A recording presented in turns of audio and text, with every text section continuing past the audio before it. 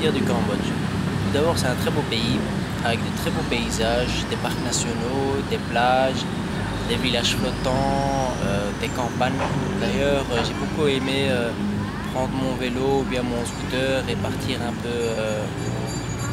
peu à l'aventure, me balader aux alentours des grandes villes et des villages.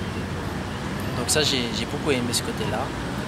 D'ailleurs, si vous voulez vraiment voir le Cambodge, c'est comme ça qu'il faut faire. C'est-à-dire ne restez pas dans les grandes villes touristiques, c'est vraiment pas terrible. Si vous voulez connaître le vrai charme du pays, moi je vous conseille de ne pas rester dans les villes et d'aller dans les alentours. Là vous allez vraiment voir le vrai Cambodge. En tout cas pour ma part c'est ce que je pense.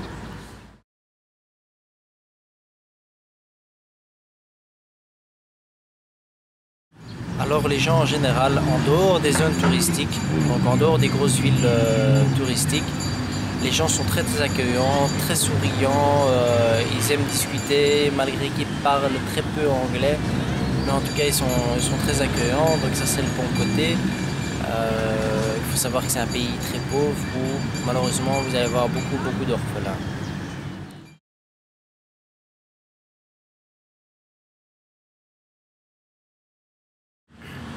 Par contre, dans les grandes villes comme Phnom Penh, Sihanoukville, Siem Reap, moi je vous conseille de les éviter car ce sont des villes très touristiques où les gens vous voient comme un billet des dollars, comme des dollars avec des billets.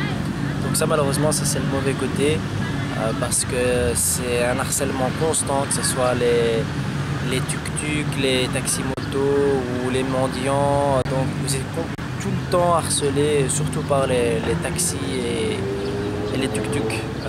Moi j'ai trouvé ça super lourd, étant donné que je marche beaucoup.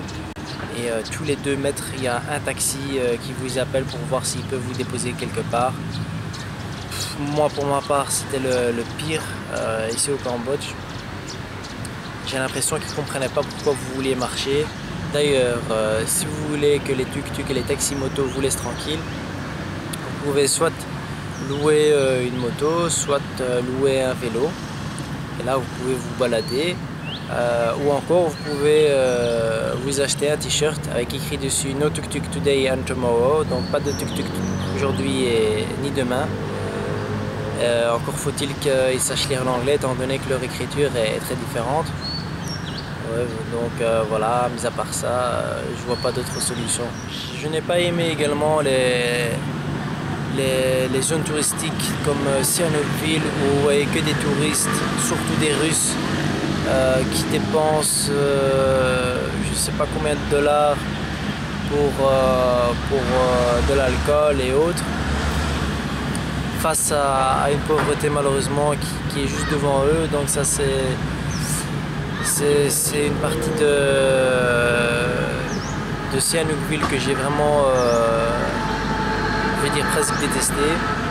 Mais bon, malheureusement, on ne peut pas faire grand chose à ce niveau-là. Et je sais que c'est comme ça souvent ailleurs. Mais bon, l'écart parfois n'est pas trop différent. Ici, vraiment, j'ai senti qu'il y avait une grosse différence entre les touristes riches qui venaient dépenser leur argent et les pauvres qui n'avaient vraiment rien, mais vraiment rien. Enfin, ça c'est mon point de vue à moi. Touristique, franchement, c'est un très beau pays. Mais en tout cas, je retiens ça du côté négatif. Ça, c'est ce harcèlement constant que je retiens de ce pays.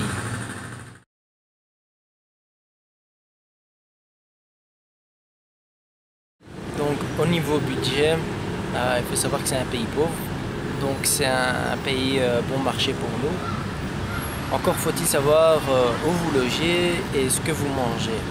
Pour le logement, il faut compter entre 5, 6 ou 7 euros avec un très bon logement.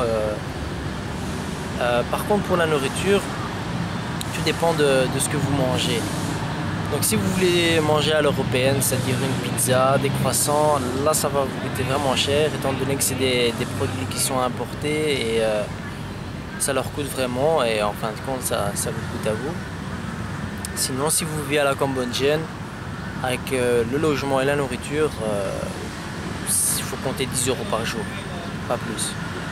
Donc ça, à ce niveau-là, c'est très bon marché. Alors il faut savoir que tout se négocie au Cambodge, surtout dans les zones touristiques. Même la bouteille d'eau à Angkor, où ils vous demandent le double du prix de l'extérieur, vous la négociez au prix normal et là c'est bon. Donc n'hésitez pas, négocier et vous aurez des bons prix.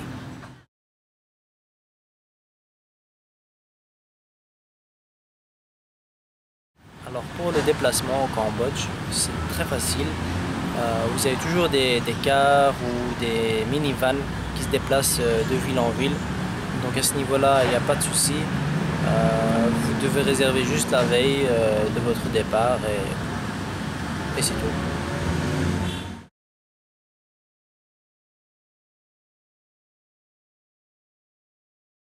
Alors au niveau religieux, c'est un pays majoritairement bouddhiste et hindou. Il y a très peu de chrétiens. Et au niveau des musulmans, on m'a dit qu'ils étaient plus ou moins 7% dans le pays. En fait, pour les musulmans, vous allez les retrouver souvent regroupés par village ou par quartier dans les grosses villes. Donc si vous cherchez une mosquée, vous devez déjà trouver le quartier musulman. Et là vous allez trouver des mosquées, peut-être de la nourriture halal. Vous avez même l'adhan dans ces petits villages ou ces quartiers-là.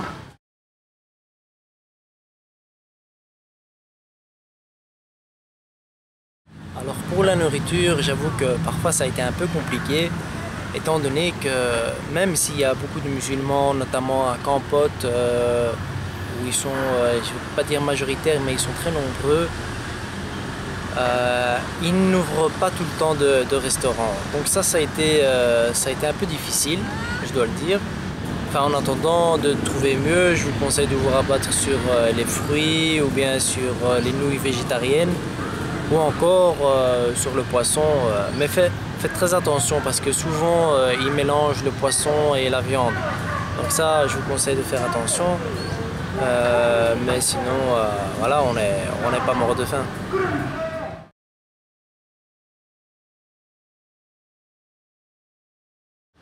Voilà, pour moi le Cambodge c'est fini. J'espère que je vous ai donné envie de venir ici. Je vous donne rendez-vous à ma prochaine destination, Inch'Allah, et je vous dis salam alaikum.